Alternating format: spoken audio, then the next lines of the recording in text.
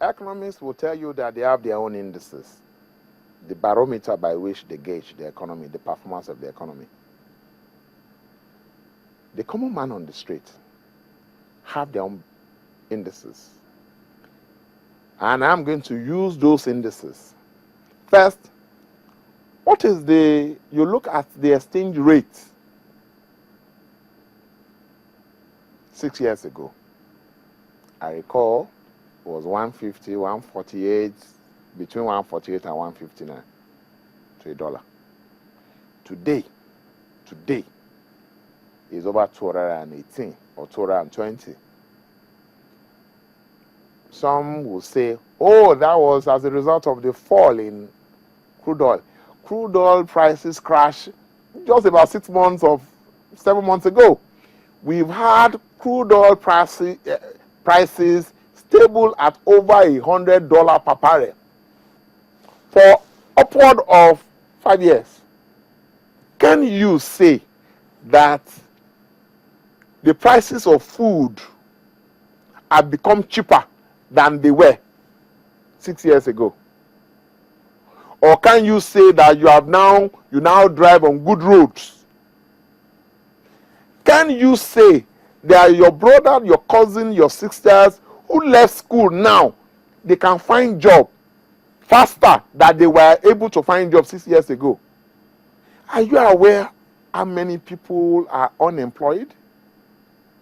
Are you aware the army of youths roaming our streets in search of work? So what do you think that he should start from? One, infrastructure. When you provide infrastructure, you're able to drive on good roads.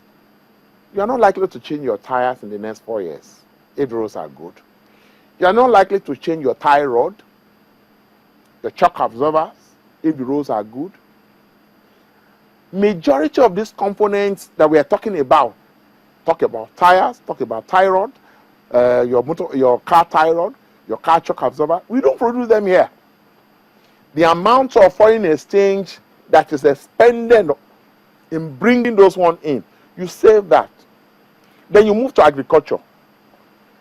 You irrigate, and you have a policy of not allowing any land to lie fallow, any space at all. What then you will find is that food will become cheaper.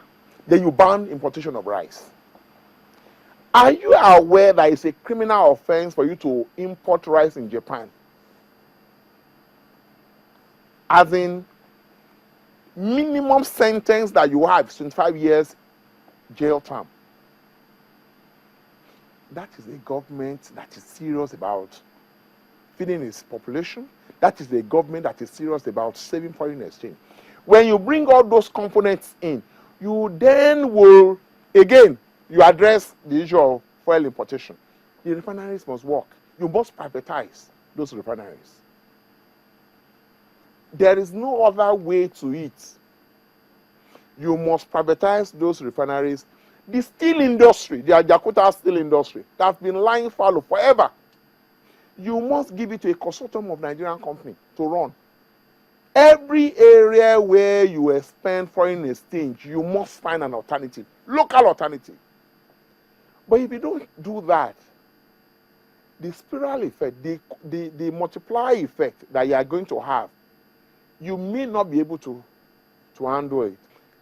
Not too long ago, Goodluck Jonathan said, listen, you are free to probe me. You are free to probe the missing $20 billion. The probe of Goodluck Jonathan is a necessity that Nigerians are waiting for. A necessity in the sense that you have agents, high-caliber agents of government that have given Nigerians different figures as missing from the national purse. You will recall that the former governor of CBN, Lamido Sanusi, said, put the figure at $20 billion.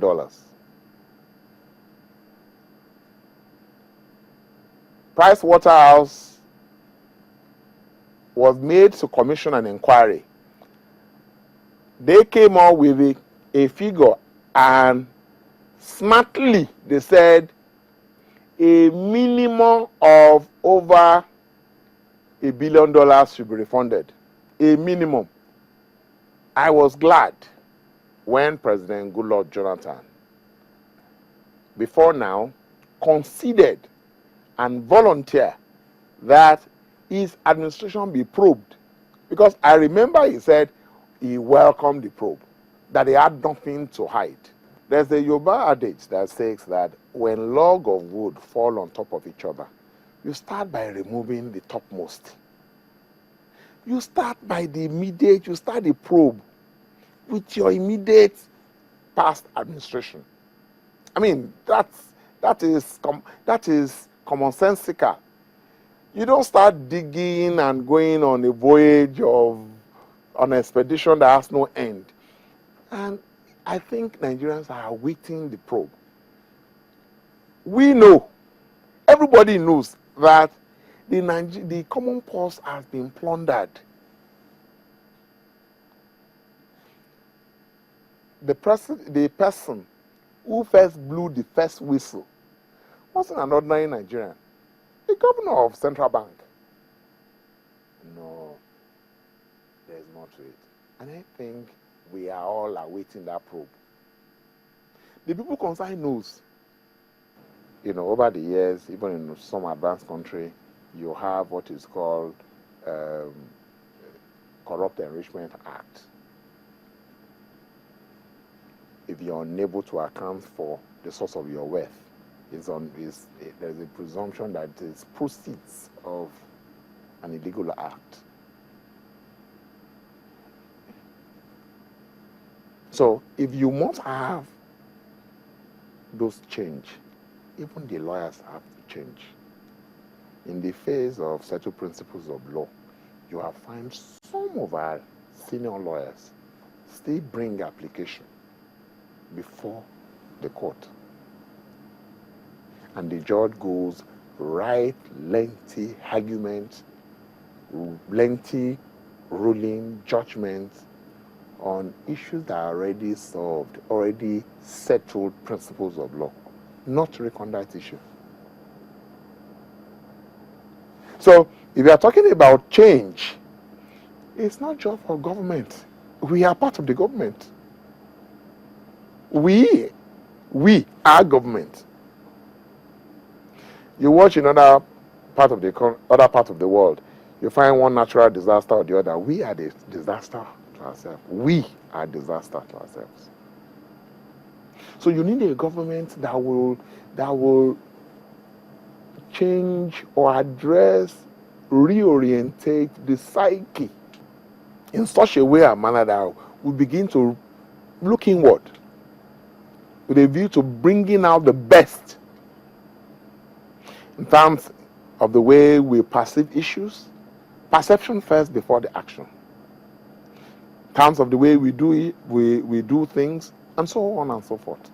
I want to thank you so much indeed for your time and your thoughts. Thank you very much. Thank you very much. Mr. Oluwakemi Balogun, a senior advocate of Nigeria, in an interview with us just at the commencement of the new administration. And that's how it's been on Roadmap. I am Gimba Umar. Join us again.